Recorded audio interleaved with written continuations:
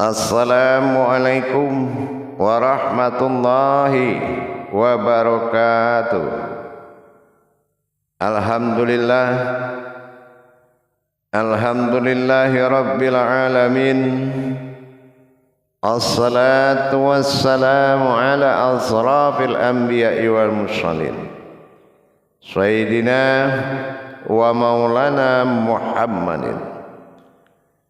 Asyhadu an la ilaha illallah wa asyhadu anna Muhammadar Rasulullah. Allahumma salli ala sayyidina Muhammadun musyabihil wal ikram, ya wal jalila wal ikram. Wa tahirin wal mujahidina, amma ba'du, ibadallah. Bersyukur kita kepada Allah dengan mengucapkan alhamdulillahi rabbil alamin atas segala limpahan karunia rahmah dan hidayahnya, serta dengan izinnya juga kita dapat menjalankan amanahnya, beramal dan beribadah zahir batin dunia dan akhirat. Bersalam kita tidak akan pernah kita lupakan. Marilah sama-sama kita sampaikan, kita panjatkan kepada junjungan kita Nabi Allah, Nabiul Akhirul Zaman, Rasulullah Muhammad sallallahu alaihi wasallam. Atasnya kalimahnya kita kalamkan dengan membacakan Allahumma sholli ala sayyidina Muhammad wa ala alihi sayyidina Muhammad. Jamaah, para hadirin dan hadirat, kaum muslimin dan muslimat dimanapun berada, rahimakumullah. Bertemu lagi dengan saya, Guru Mursyid Syekh Nur Muhammad Buya Irwan Maulana Al-Khalidi, Sumatera Barat, dalam rangka meningkatkan iman dan takwa kita dalam makom majelis zikir ma'rifatullah, tentunya dalam syiar YouTube Buya Pasaman Timur, yang insya Allah selalu berbagi wawasan dan ilmu pengetahuan kepada kita semua dalam rangka meningkatkan iman dan takwa kita agar terijabah segala hajat dan munajat kita, tentunya dengan meningkatkan kuantitas diri, maka naiklah derajat kualitas ibadah. Untuk itu, menaikkan derajat ini dengan pemahaman dan jalur yang benar. Apa yang dikatakan pemahaman dan jalur yang benar? Guru yang lebih hak, murid yang hak, dan kaji yang hak. Guru yang hak, murid yang hak, dan kajian hak. Kajian hak itu apa? Tidak ada istilah hakikat kepada perumpamaan arwah. Tidak ada hakikat perumpamaan benda-benda yang keramat.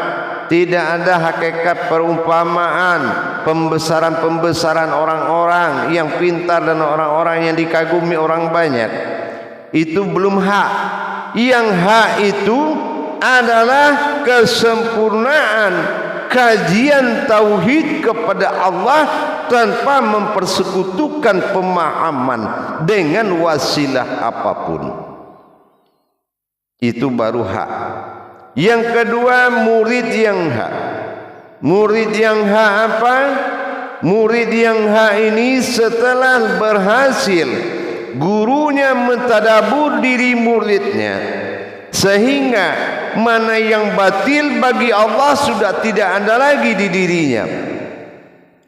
Dilihat oleh Allah tubuhnya berupa nurani, dilihat oleh Allah dirinya, zatnya sudah berupa rohani, dan dilihat oleh Allah ke dalam dirinya ada batinnya berupa nyawa bagi dirinya. Para jemaah yang dirahmati Allah, rahimakumullah. Untuk memahami kiat-kiat tauhid seperti itu, perlu rahasia-rahasia cara-cara kiat dalam menerima sebuah pemahaman yang hak. Kalau untuk membicarakan yang hak mungkin semua orang itu bisa, tapi mendirikan dan menjalani serta mentajalikan yang hak belum tentu semua orang itu bisa. Maka kita lihat kembali, apa dasarnya kita atau seseorang menerima ilmu itu lamban. Yang kedua, banyak keraguan-raguan di dalam menetapkan sebuah ma'rifat. Yang ketiga, belum atau terlambat atau pelan hati menerimanya. Disebabkan oleh apa? Disebabkan kadar yang menerima, bukan kodrat, tetapi kadar. Kalau kadar kahamarullah itu diterima oleh akal. Nah, kadang-kadang kamarullah ini lebih tinggi derajatnya daripada kaharullah dan kadarullah. Maka akal akan selalu memilih yang enak, yang suka, yang lemah, atau yang dikatakan yang dia suka, yang baru dia amalkan. Ini perlu peningkatan rahasia di dalam cara menerima ilmu pemahaman tauhid, apalagi tauhid bersifat siriyah dan ilahiyah. Rahasia Allah dan ketuhanan Allah. Karena apa?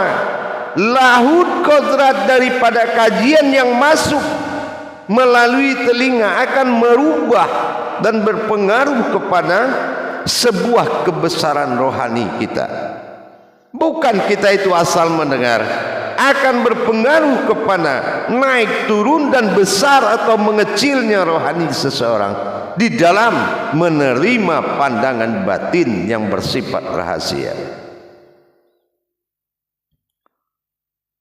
Maka dari itu kita harus meningkatkan kualitas secara ijab qabul menerima sebuah pandangan tauhid, pandangan rahasia dari huluhiyah kaji atau guru. Apa kiat menerima? Jangan lagi kamu merasa dirimu hadir di dalam memahami dan menerima sebuah pandangan, tetapi merasalah menyaksikan sebuah kodrat Allah sedang menerima wahyu dari sebuah wujud. Itu kiat yang paling bagus di dalam memahami kajian ketuhanan.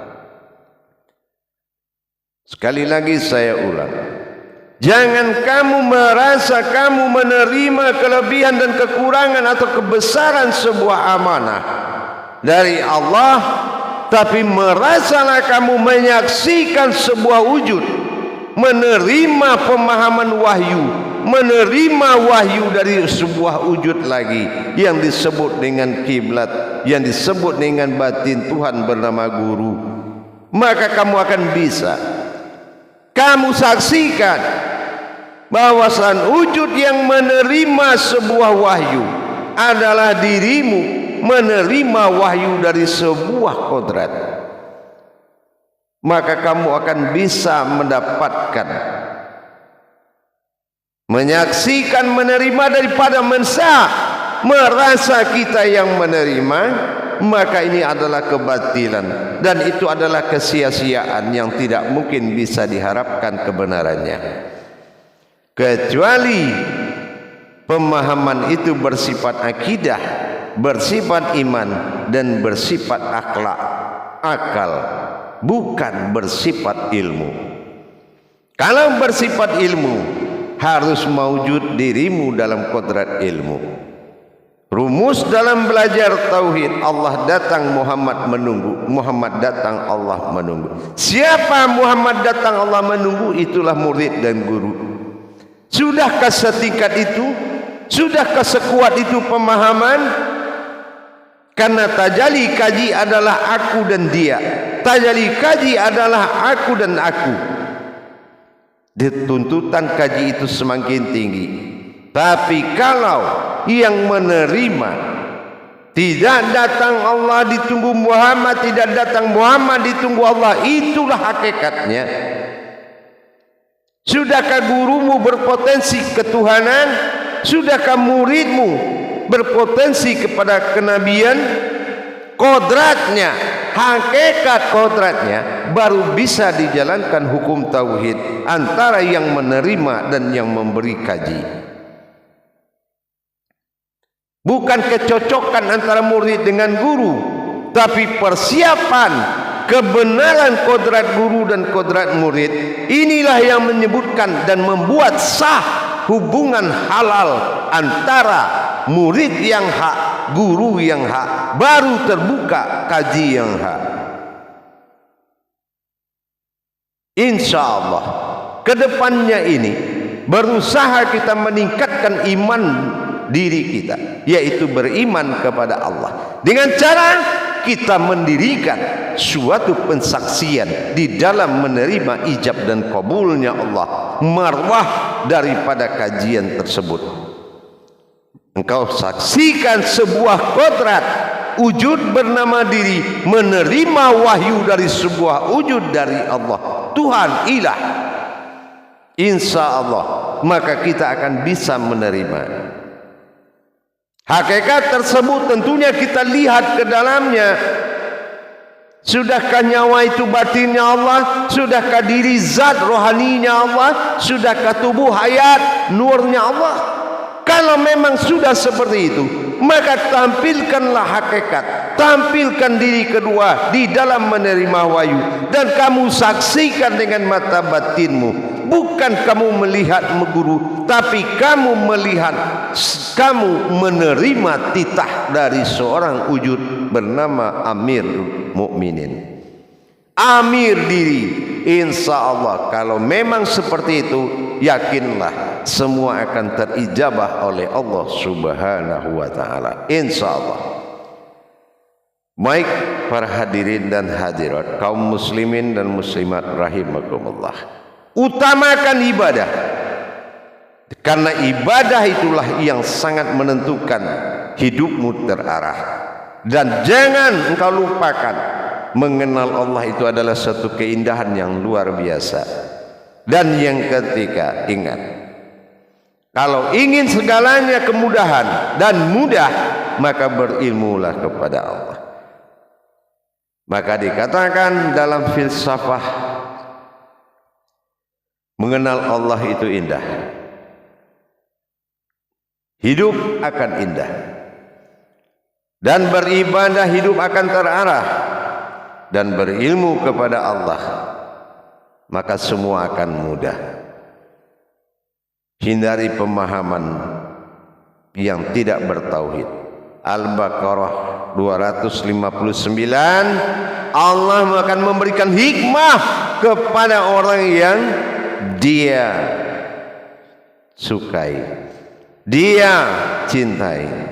Maka jadilah kamu orang yang disukai dan dicintai Allah dengan kesungguh-sungguhan dalam menjalankan amanah, bukan mencari kebisaan. Barakallahu ya karim ya rahman ya rahim. Akhirul kalam wa billahi taufiq wa hidayah. Assalamualaikum warahmatullahi wabarakatuh.